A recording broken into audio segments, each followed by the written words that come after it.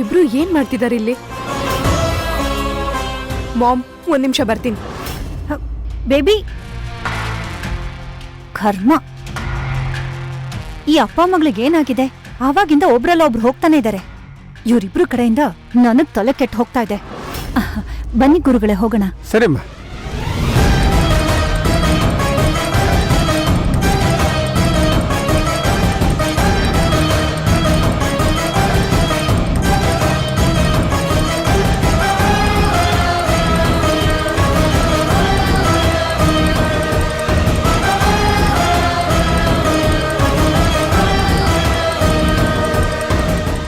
ಏನೋ ಮಾತಾಡ್ಬೇಕು ಅಂತ ಹೇಳಿ ಯಾಕೆ ಸುಮ್ಮನೆ ನಿಂತಿದ್ದೀರಾ?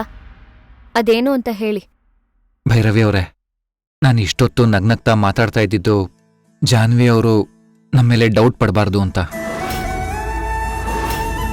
ನಿಜ ಹೇಳಬೇಕು ಅಂದ್ರೆ ನಿಮ್ಮ ಹಾಗೆ ನನ್ನ ಮನ್ಸಿಗೂ ಬೇಜಾರಾಗಿದೆ. ಆದರೆ ಅದು ನಿಮ್ಮಿಂದ ಆಗ್ತಿರೋ ಬೇಜಾರಲ್ಲ. ನೀವು ಬೇಜಾರಾಗ್ತಿರೋದು ನೋಡಿ ಬೇಜಾರಾಗ್ತಿರೋದು. ನಾನೇನ್ ಬೇಜಾರ್ ಮಾಡ್ಕೊಂಡಿಲ್ವಲ್ಲ. ನಾನಿಷ್ಟೊತ್ತು ಜಾನ್ವಿಯವ್ರ ಮುಂದೆ ನಾಟಕ ಆಡಿದ ಹಾಗೆ ನೀವು ನನ್ನ ಮುಂದೆ ನಾಟಕ ಆಡಬೇಡಿ. ನಿಮ್ಗೆ ಬೇಜಾರಾಗಿದೆ. ಯಾಕಾಗಿದೆ, ಯಾರಿಂದ ಆಗಿದೆ ನಂಗೆ ತುಂಬ ಚೆನ್ನಾಗಿ ಗೊತ್ತು.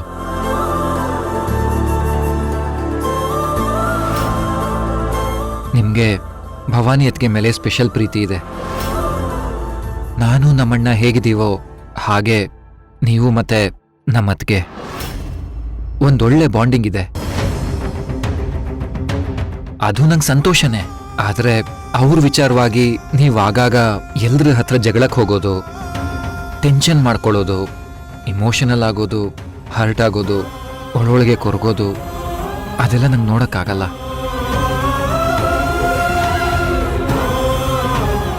ಇದರಿಂದ ನೀವು ತುಂಬಾನೇ ಡಿಸ್ಟರ್ಬ್ ಆಗ್ತಾ ಇದ್ದೀರಾ. ಯಾವಾಗ ನೋಡಿದ್ರೂ ತುಂಬಾ ಯೋಚನೆ ಮಾಡ್ಕೊಂಡು ಫೀಲ್ ಮಾಡ್ಕೊಂಡು ನೋವಲ್ಲೇ ಇರ್ತೀರಾ. ಇದೆಲ್ಲ ನೋಡಿ ನಂಗೆ ಭಯ ಶುರುವಾಗಿದೆ. ಭಯನಾ? ಹೌದು.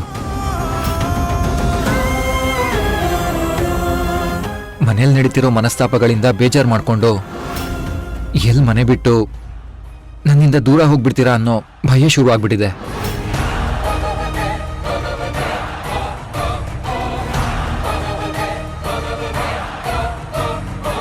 ನಾನು ನಿಮ್ಮ ಹತ್ರ ರಿಕ್ವೆಸ್ಟ್ ಮಾಡ್ಕೋತಾ ಇದ್ದೀನಿ, ಮನೇಲಿ ಏನೇ ನಡೆದ್ರು ಅದನ್ನ ನೀವು ಮನ್ಸಿಗೆ ತಗೋಬೇಡಿ. ನನಗೆ ನೀವು ಮುಖ್ಯ, ನಿಮ್ಮ ಪ್ರೀತಿ ಮುಖ್ಯ.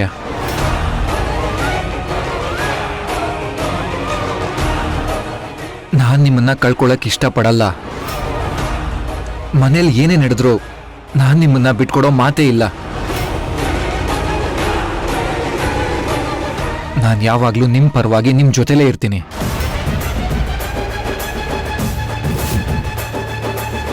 ಹಾಗೆ ನೀವು ನನ್ನ ಜೊತೆಲಿ ಇದ್ದೇ ಇರ್ತೀರಾ ಅಂತ ನನಗಿವತ್ತು ಮಾತು ಕೊಡಿ.